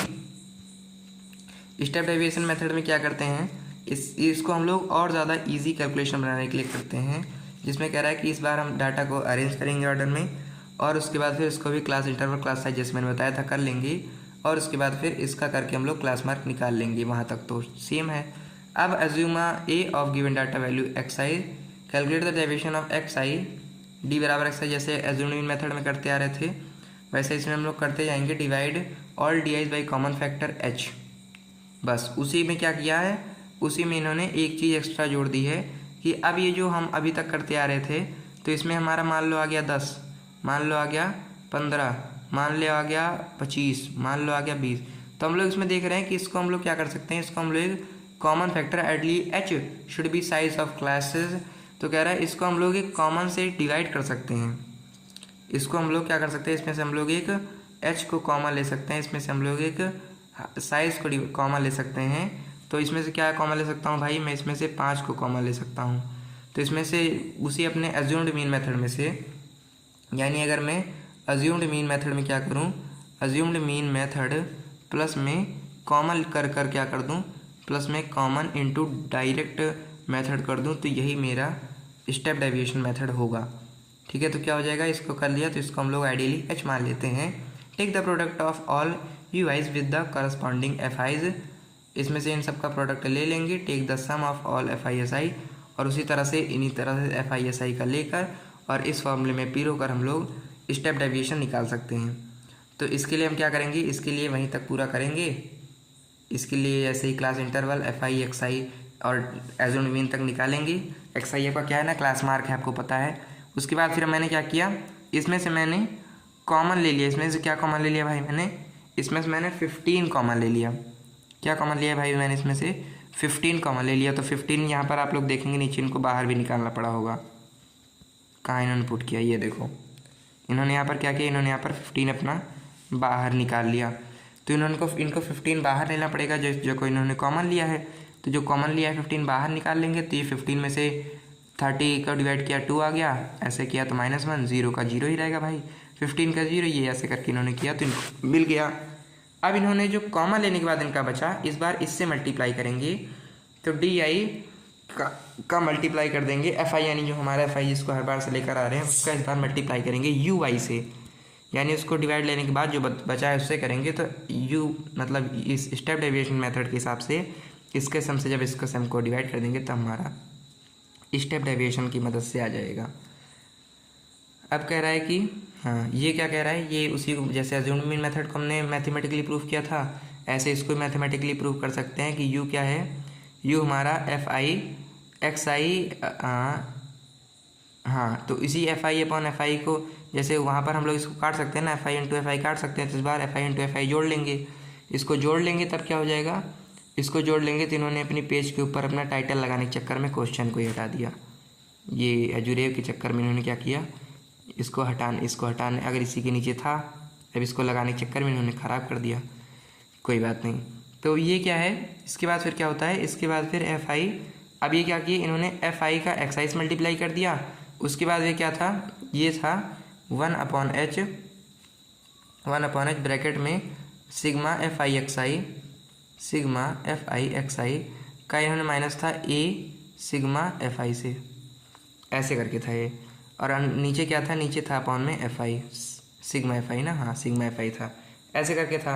अब आगे क्या होगा, आगे हम लोग इसमें 1/h को लिए, अब इसमें से इसको ऐसे तोड़ लेंगे, इसमें इसको एफ आई एक्स आई को एक ले लेंगे, एक इसको ले लेंगे, ऐसे करके, समझ रहे हो, एक स्क्वायर है भाई, एक इसको ऐसे करके ले लिया, एक इसको ऐसे करके ले लिया। तो इसी को 2 भाग में से तोड़ देंगे।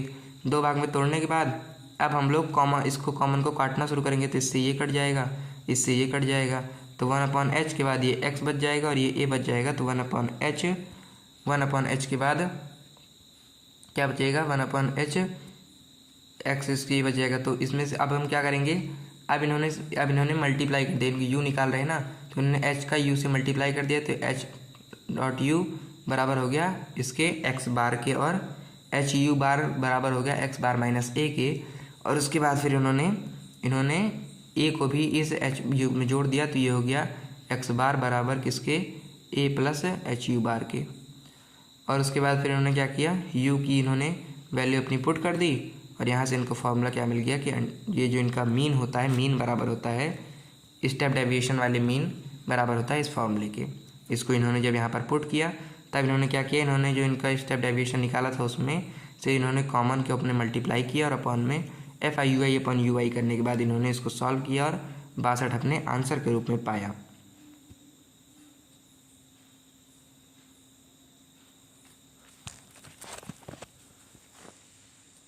रुको, हाँ, अब इन्होंने इसको अपने आंसर की फॉर्म में पा लिया। तो और इसी मेथड को हम लोग क्या कहते हैं, इसी मेथड को हम लोग स्टेप डेविएशन मेथड कहते हैं। अब हम लोग अपनी मीडियन के बारे में चलते हैं, मीडियन को पढ़ लेते हैं। मीडियन में क्या कर रहा है, अभी मोड 1 बचा है बस, उसके बाद फिर तो ख़त्म है, मोड है बस 1, ठीक है। तो कहाँ गया मीडियन, मीडियन के बारे में पढ़ लेते हैं। मीडियन में क्या कह रहा है, ये जाएगा आपका 1.5 घंटा जाएगा। मीडियन में क्या कह रहा है, मीडियन में कह रहा है कि the median is the middle value. Median क्या होती है भाई, मीडियन हमारी मिडिल वैल्यू होती है, भाई यहाँ तो और नेटवर्क के लेने देने पड़े हैं। रुको, पहले मैं नेटवर्क की सेटिंग कर लूँ एक।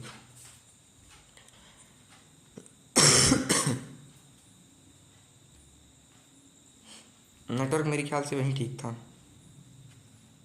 या फिर यहाँ पर ठीक है। यहाँ पर एक बार नेटवर्क का चेक कर लेता हूँ। मेरे ख्याल से यहाँ पर ठीक है, और यहाँ पर ठीक नहीं होगा तो फिर ठीक ही नहीं होगा। फिर नेटवर्क का थोड़ा इशू तो रहता है भाई। देख रहे हो अभी नेटवर्क कितना है, अभी नेटवर्क एकदम नहीं है, तब इनका पूरा 2000 पे चल रहा है।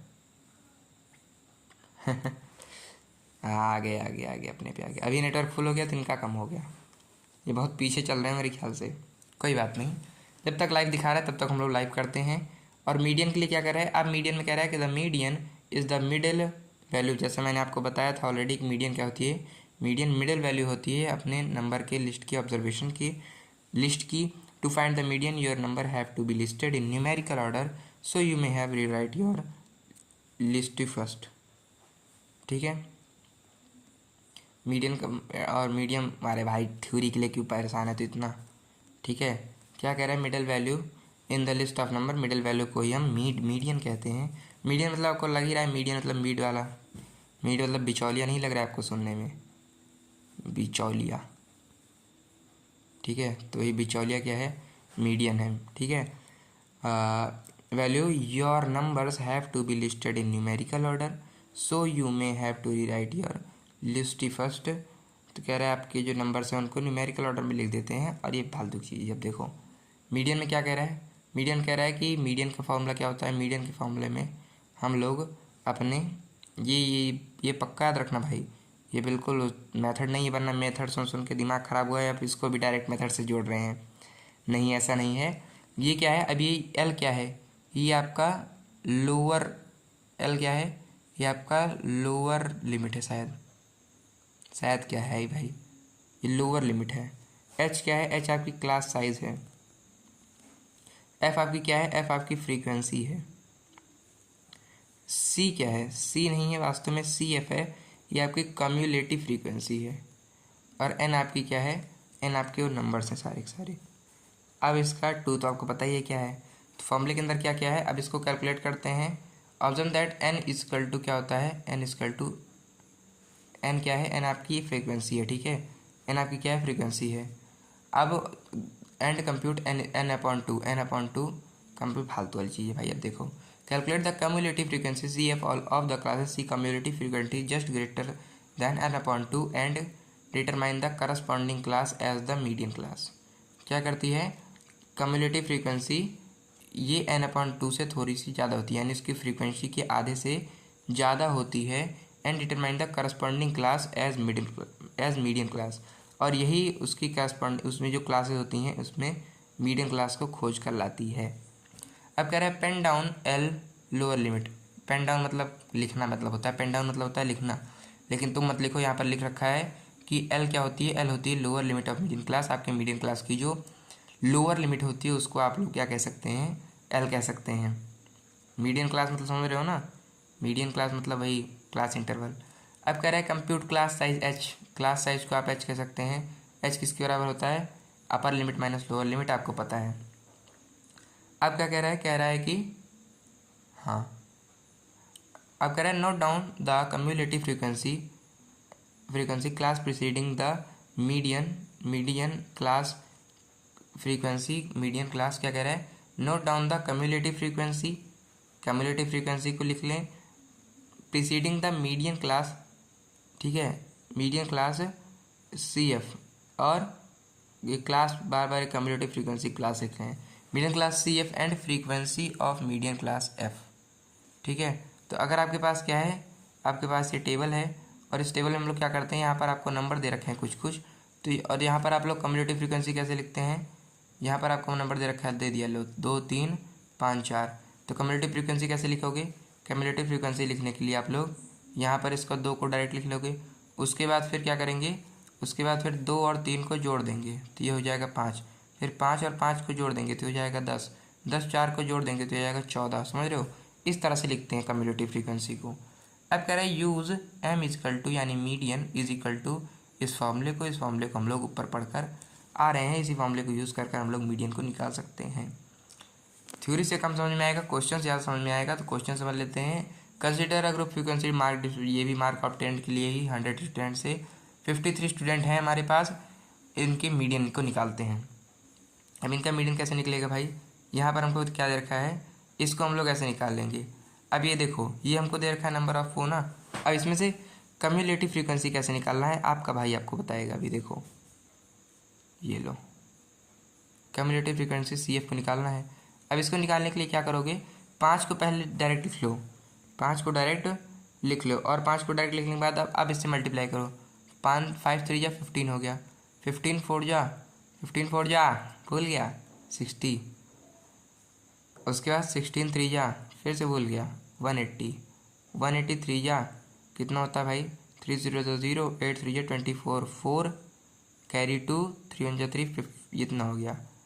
इसका इससे मल्टीप्लिकेशन 0, 4 4 जा 16 6 कैरी ओवर 1, 5 4 जा 20 21। उसके बाद फिर इसका इससे मल्टीप्लिकेशन 7 से, तो कितना हो जाएगा ये हो जाएगा 0।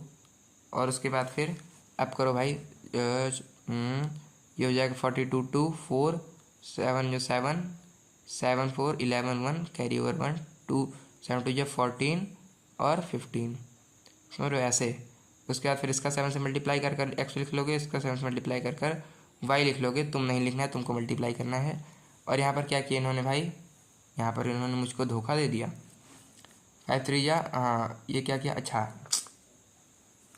सॉरी मेरे भाई मुझसे गलती हो गई, मैं तुमको क्या ही पढ़ाता आ रहा हूँ, मैं एकदम पागल हूँ, मुझे माफ़ कर दो, मैं तुमको मल्टीप्लाई करा रहा हूँ, ठीक है। मल्टीप्लाई नहीं करना है, बहुत बहुत माफ़ी चाहता हूँ आपसे। इसको जोड़ कर लिखना होता है मेरे भाई, इसको जोड़ कर लिखना होता है, ठीक है। इसको जोड़ कर लिखना होता है, ठीक है, इसको जोड़ कर लिखना होता है। अब ये 5 को 5 लिख देंगे, फिर 5 और 3 को जोड़ कर 8 लिखते हैं, 8 4 कर जोड़ना भाई, मल्टीप्लाई नहीं करना है, देख रहे हो, लेकिन समझ रहे हो ना, इसको करना है। उसके बाद फिर ऐसे करके ऐसे, मुझको यही क्रम याद है, ऐसे करके ऐसे, ऐसे करके ऐसे, ऐसे करके ऐसे, समझ रहे हो, ऐसे चलना आता है मुझको। और इसको चल कर हमको क्या करना है, जोड़ना है।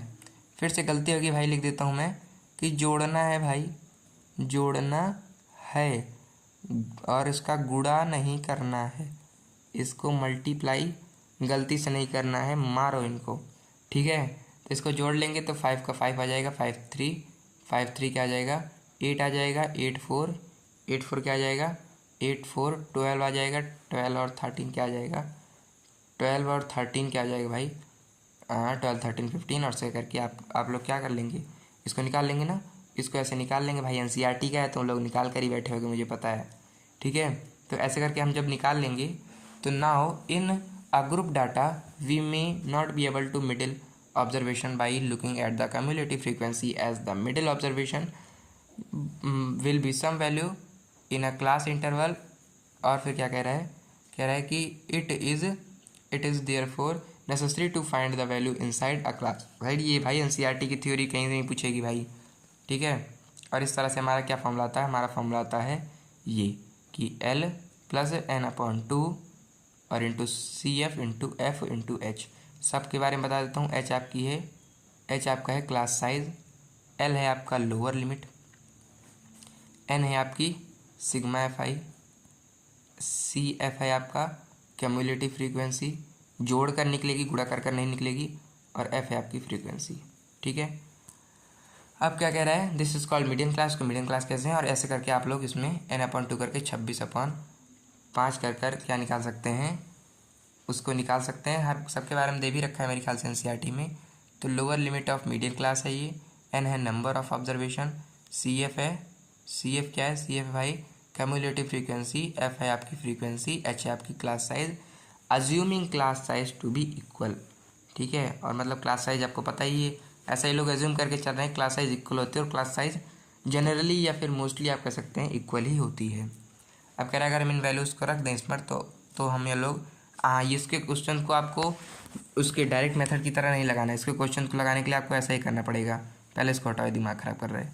ठीक है। इसके क्वेश्चन को लगाने के लिए दिमाग ख़राब नहीं, मतलब ये आपके फार्मूले में है ना, ये n/2, तो इसीलिए इसको डायरेक्ट लगा रहे हैं। लेकिन अब भी समझो तुम इतना, इसको पहले इसको हटाओ। अब देखो, तो इसको आपको ऐसे ही कॉपी में लगाना रहेगा। जब आप इसके क्वेश्चंस को लगाएंगे या कहीं पर भी लगाएंगे तो पहले आपको लिख लेंगे कि सब्स्टिट्यूटिंग द वैल्यू, उसके बाद फिर ऐसे लिख लेंगे ऊपर, जैसे फिजिक्स का क्वेश्चन लगाते समय v बराबर u बराबर और सारी चीज़ों के बराबर m बराबर, जो जो जो जिसकी यहाँ पर रिक्वायरमेंट होती है वो किसके बराबर इसको आप लिख लेते हैं ना, वैसे ही आप लोग यहाँ पर ऐसे इसको लिख लेंगे। और जैसे ही आप लोग इसको लिख लेंगे वैसे ही आपको क्या करना रहेगा, वैसे ही आप इसको वैल्यूज़ में ऐसे पुट करेंगे, फार्मूले में अपने निकालेंगे, नंबर पाएंगे और क्या।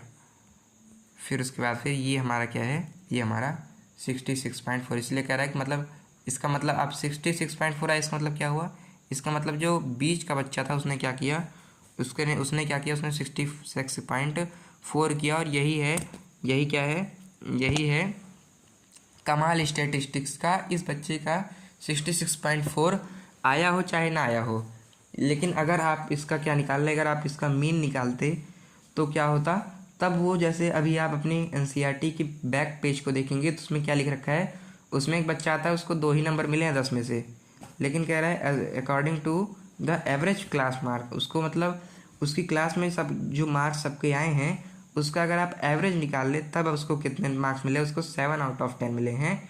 क्लास इसके कवर पेजेस के बारे में भी जल्दी वीडियो आने वाली है आपके बुक्स विद्या चैनल पर, तो उसके लिए भी तैयार रहिएगा। बहुत बढ़िया वीडियो आने वाली है जिसमें हम सारी बुक्स एनसीईआरटी की सारी किताबों के कवर पेजेस के बारे में जानेंगे कि उनकी कवर पेजेस क्या कहना चाहती हैं आखिरकार।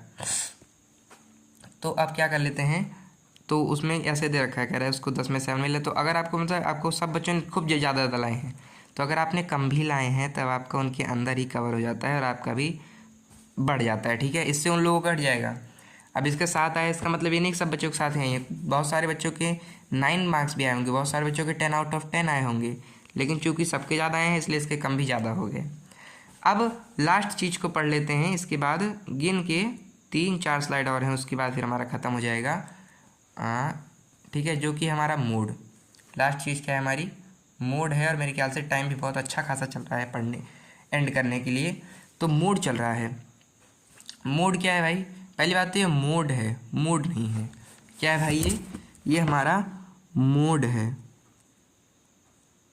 मूड है, ना कि आपका मूड है।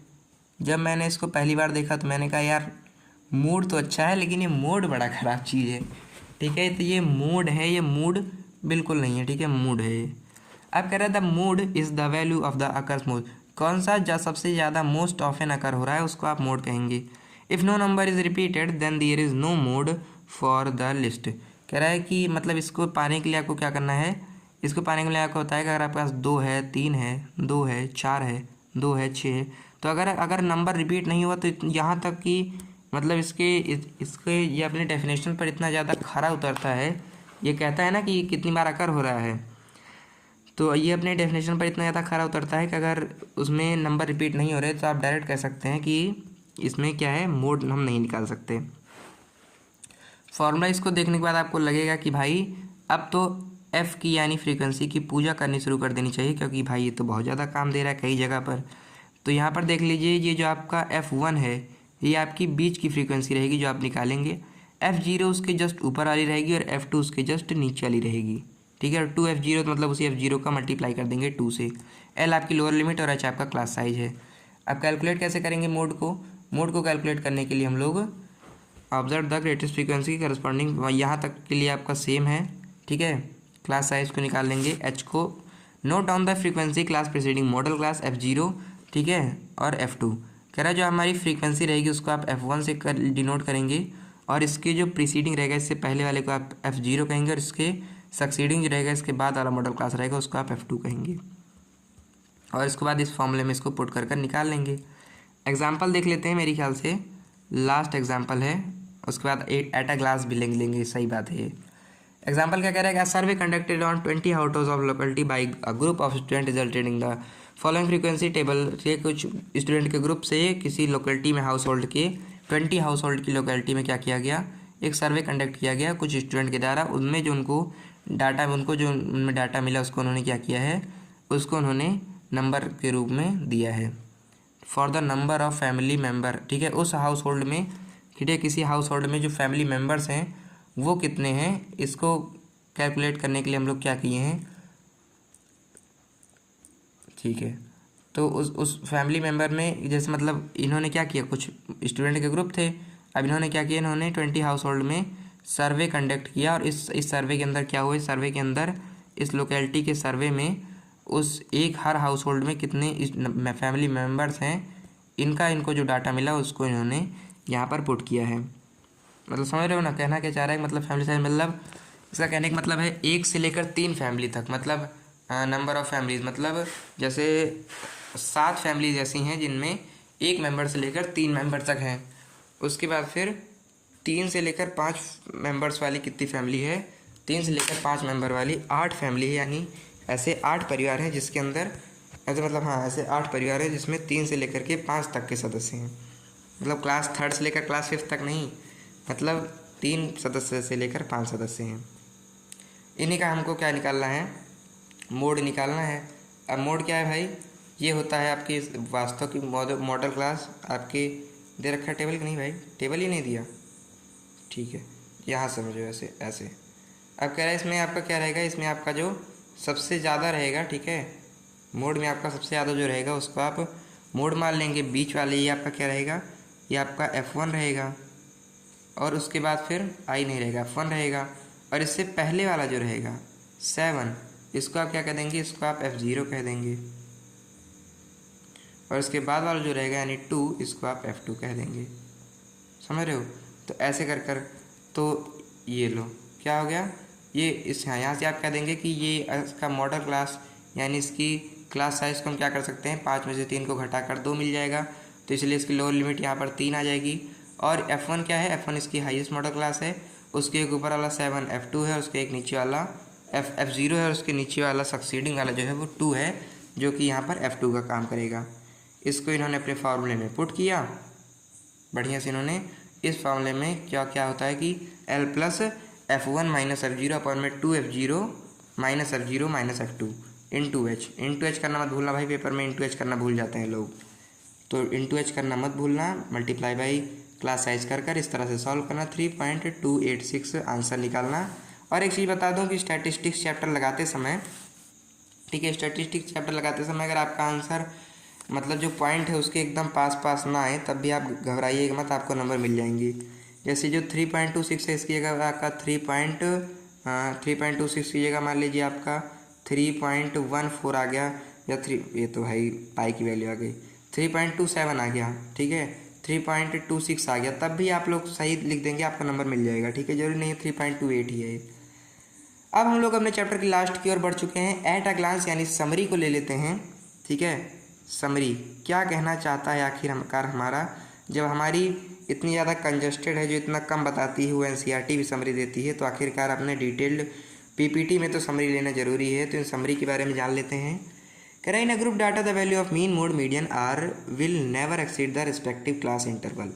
ये कभी भी रिस्पेक्टिव क्लास इंटरवल आप देख रहे होंगे कि हर सबके टेबल में हमको क्लास इंटरवल की ज़रूरत पड़ी है, चाहे मीन हो, चाहे मोड हो, चाहे मीडियन हो, तो ये तीनों कभी भी क्लास इंटरवल को नहीं वो पार करते हैं। अब कह रहा है mean minus mode equal to 3 mean minus mode, mean minus mode, mean mode जो होता है ये 3 होता है मीन इंटू मीडियन के अप्रॉक्सीमेटली। कह रहा है अगर आप किसी भी ऐसा कर देखिएगा भाई, मुझे तो नहीं लगता, अगर किसी मीन से शायद ये कहना क्या चाहता है मुझे तो नहीं पता, ये शायद कहना चाहता है कि अगर हम किसी मीन से मोड को घटा दें किसी भी एक चीज़ के, अगर हमारे पास एक ऑब्जर्वेशन है उसका मैं मीन मोड मीडियन निकालूँ, तो अगर इसके मीन से मोड को घटा दूँ तो बराबर होगा मीन माइनस मीडियन के 3 गुना के, ऐसा कहना चाह रहा है। मैं इसको अभी इसके ऊपर पूरा राज़ी नहीं हूँ, आप लोग बार कर देख लीजिएगा इसको।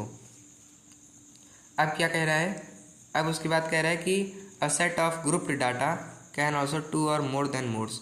ये इंपॉर्टेंट चीज़ कह रहा है कि अगर एक डाटा के अंदर 2 या 2 से मोड भी हो सकते हैं। अगर क्या हुआ, अगर एक मोड हुआ तो यूनी मोड कहेंगे उसको, 2 हुआ तो बाई मोड, और 3 हुआ तो ट्राई मोड कहेंगे, 3 हुआ तो ट्राई मोड कह सकते हैं। इसे समझ रहे हो, ऐसे ट्रैक्टर मोड ऐसे करके कहते चले जाते हैं।